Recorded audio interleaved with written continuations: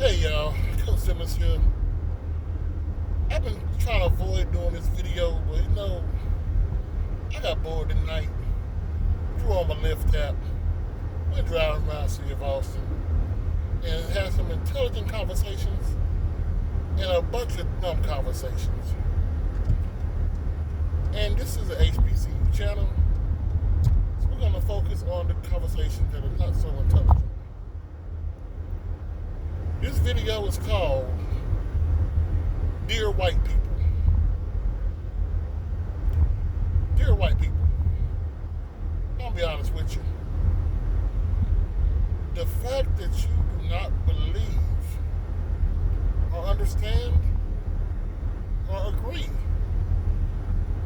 that HBCUs also accept white people is astounding. I'm trying to figure out what the cause was. Why is it that it's hard to explain? So I'm going to try to explain it to you as simply as I possibly can.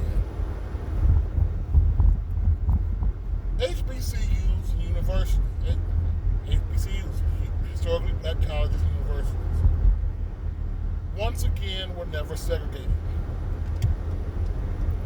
Because even though the schools were made originally to teach black people and minorities, they could not exclude white Americans. So by them not excluding white Americans, they were never segregated. Okay? Very simple, right? Very easy to understand. I'm not sure if it's the fact that the words historically black college university are what's driving you not to believe that these schools are open to everybody. Explain something to you. One of the biggest groups that are coming to HBCUs are Hispanic, followed by Asian American.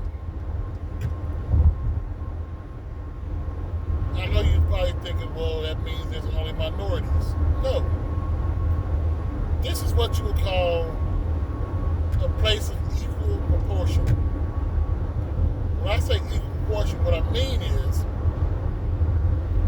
you can come, just remember all your privilege things at the door. There is no one's better than anybody else. That's how they work. Maybe that's what's frightening my fellow European Americans from coming to HBCUs. Maybe the fact, and you know what? Let's be blunt about this, okay? I understand from some guys I talk to, people and kids I've talked to, a lot of white men who do go to HBCUs do it because they love black women. Let's be honest. Everything's pulled back.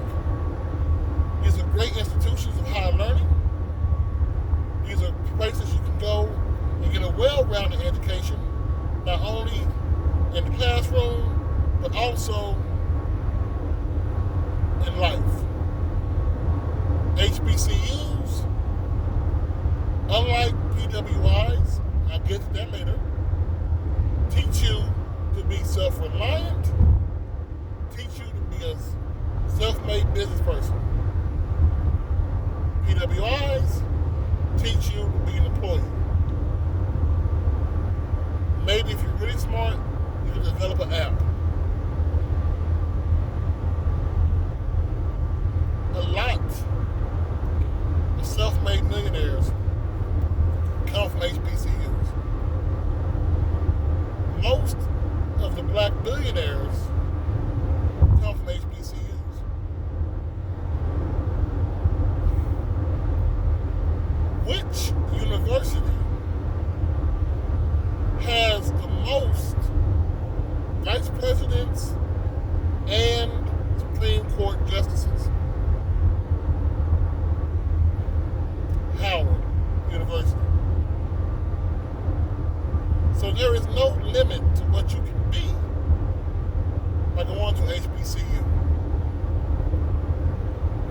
where I'm pulling back the whole curtain, okay? I understand also why my fellow white Americans, European Americans, don't want their daughter to go to a HBCU. Let's be honest. I've had conversations in this car. Lots of white parents, especially the white male parents, grew up on watching pornography. We've all seen that video or that picture where it's like 9 black dudes and it's one little blonde white girl. That's what the men think their daughter's going to happen if she goes to a HBCU. I'm being honest with you. I'm pulling back the curtain. That's not how it goes.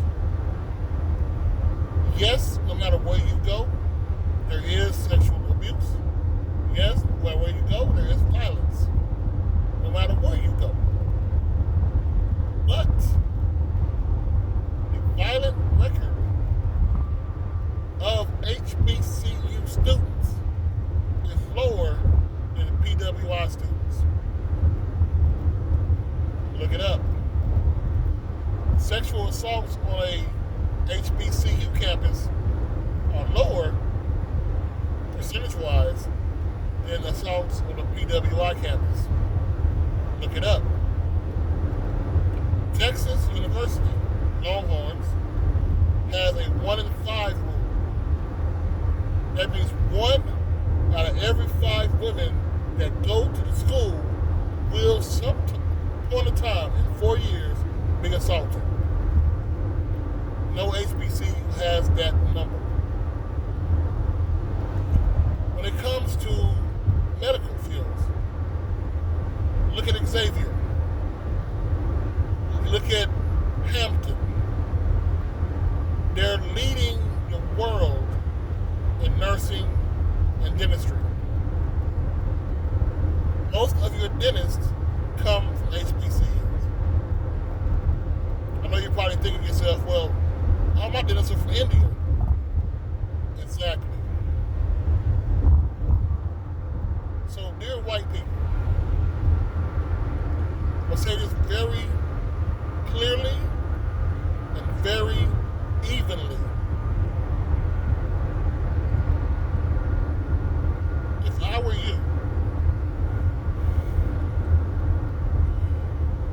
I would give HBCUs a very hard look. Because if you are not willing to learn around people of a different race, if you're not willing to at least explore other cultures, other foods, other belief systems, then what are you going to be able to teach your next generation when they have the same question? Now, I've seen people ask the other way, saying, well, why do black people, I'm not African American, I'm black. I'm black as hell, actually. I'm kind of charcoal. But why do black people prefer HBCU schools over PWIs, predominantly white institutions? It's not the name HBCU. It's the name predominantly white institution. Now, keep in mind, only 18% of African Americans, black kids, go to HBCU schools. But the other 82% 50% have a lesser graduation rate at an HBCU. So it's not the fact that we can't learn at a predominantly white institution. The fact is we have better support system, we have better help, there you go, that's the word, at an HBCU. What you're looking at difference being, and I'll say this as somebody who has, my wife is from India, like India with the dot, not India with the feather. She was adopted by a white lady who used to teach at Texas University. And I say this with all understanding, okay?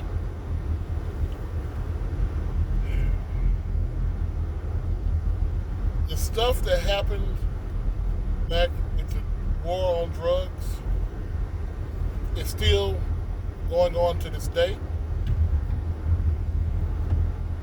And what I mean is the lack of parental support.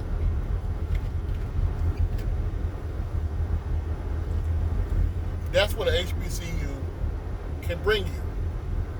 Family support for those who don't have it. And for my white Americans, my dear white people, you also recently had a war on drugs. Yours wasn't marijuana. You didn't go through the crack cocaine epidemic as badly as black Americans. But that opioid epidemic took a lot of families and tore them apart. The PWI does not give you the love and support that a HBCU gives you.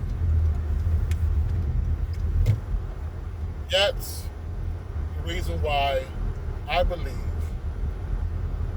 for my Anglo-Americans, it will behoove you, yeah, big word for the day, to come to a HBCU, give it a chance, give it a shot before you tear it down saying it's only for black people, it's only for minorities. I'm Coach Simmons. I'll talk to you on the 21st.